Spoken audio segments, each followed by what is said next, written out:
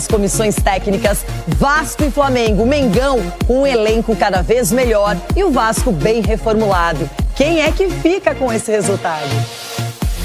O próximo domingo reserva o primeiro clássico do Cariocão de 2024 e de cara um Vasco e Flamengo para mexer com o campeonato. Com um jogo a menos em relação aos demais, o time rubro-negro, se vencer, entra na briga pela liderança do estadual.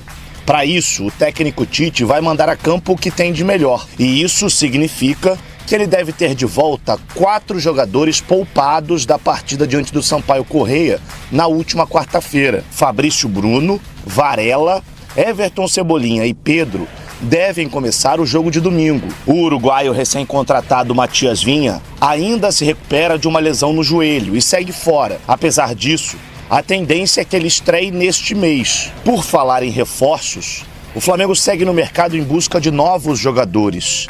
E o meia Igor Coronado, do Al Ittihad, foi oferecido. O nome, no entanto, não empolgou tanto os dirigentes rubro-negros, que neste primeiro momento preferem dar espaço a alguns garotos, como Matheus Gonçalves, Lohan e Vitor Hugo. Além disso, a prioridade do Flamengo neste momento no mercado está em cima de Léo Ortiz, zagueiro do Bragantino. Do outro lado da moeda, no Clássico dos Milhões, o Vasco chega para esse confronto pressionado.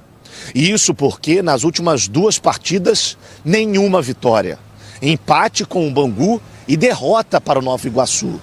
Em busca de mudar os rumos da temporada, o técnico Ramon Dias deve fazer mudanças na equipe titular. O argentino também optou por poupar alguns atletas na última rodada para ter o seu time ideal no domingo. A tendência é que Dimitri Payet, principal nome da equipe nesse início de temporada, inicie o jogo. Já o recém-contratado Adson ainda não será relacionado. A comissão técnica entende que o atacante ainda precisa melhorar o seu condicionamento físico. Na 7ª colocação, com 8 pontos, uma vitória é fundamental para o Vasco voltar para a parte de cima da tabela. Mas o Flamengo tem sido um rival indigesto. Nos últimos 10 clássicos, o Gigante da Colina venceu apenas 2 e perdeu os outros 8. O clássico a gente tem que jogar... o clássico a gente tem que jogar vida ou morte, como todo jogo que estamos jogando.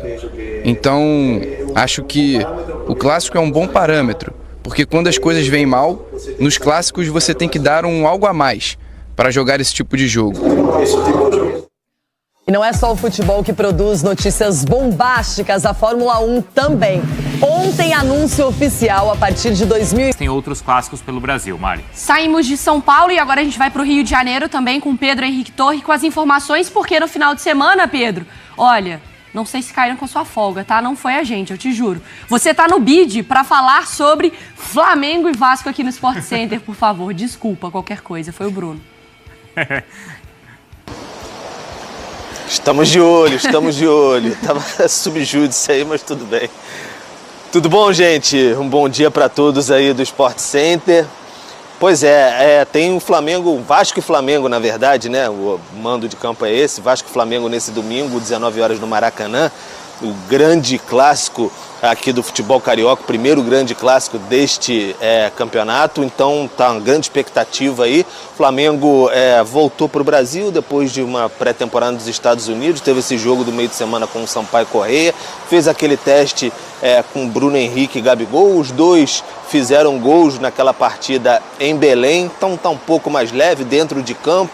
Fora de campo tem aquelas questões ali do Marcos Braz, mas dentro de campo a questão mais leve. Então o Tite deve voltar muito provavelmente com Everton Cebolinha e Pedro na equipe titular, Fabrício Bruno, enfim, com força máxima para encarar esse Vasco no domingo no Maracanã. Um Vasco que vem com problemas aí, né? Porque no meio de semana perdeu para o Nova Iguaçu, poupou alguns jogadores justamente de olho nesse confronto com o Flamengo, mas tudo está em torno de arbitragem para essa partida, porque os 2 últimos árbitros dos jogos com o Vasco foram afastados. Então o que aconteceu? A FERJ marcou uma reunião agora à tarde na sua sede entre dirigentes de Flamengo e Vasco. Se houver um conselho, vai apresentar currículos, uma inovação aí, currículos de árbitros. Se eles entrarem em consenso, os 2 lados, aí o árbitro vai ser escolhido sem sorteio.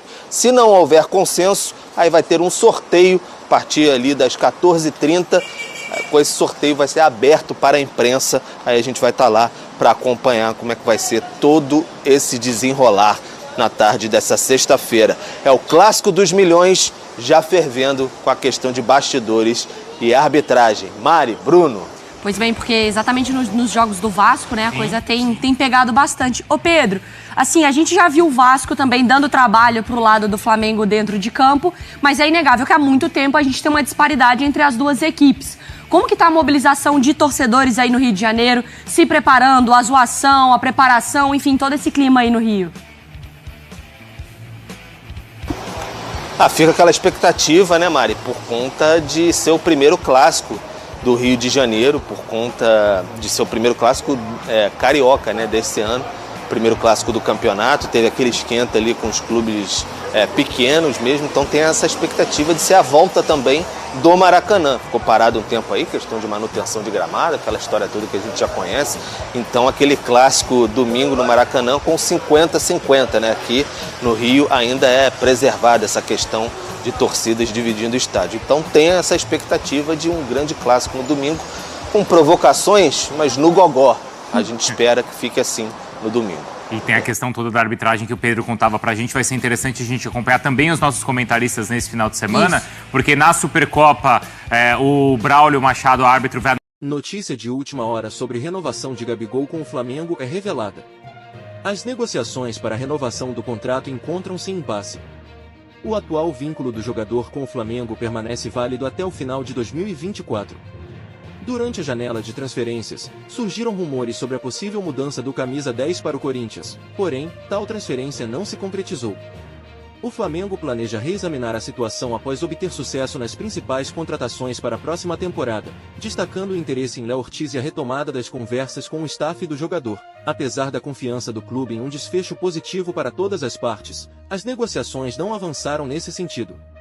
O empresário do atleta afirmou em uma recente entrevista ao GE que já havia um acordo verbal para a renovação contratual.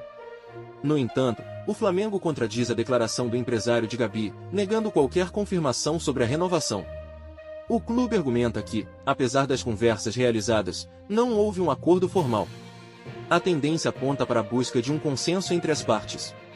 E aí, torcedor do Mengão? Você acha que Gabigol deveria renovar com o Flamengo? Qual a sua opinião? Deixe nos comentários, nação. Eu te amo, meu Flamengo.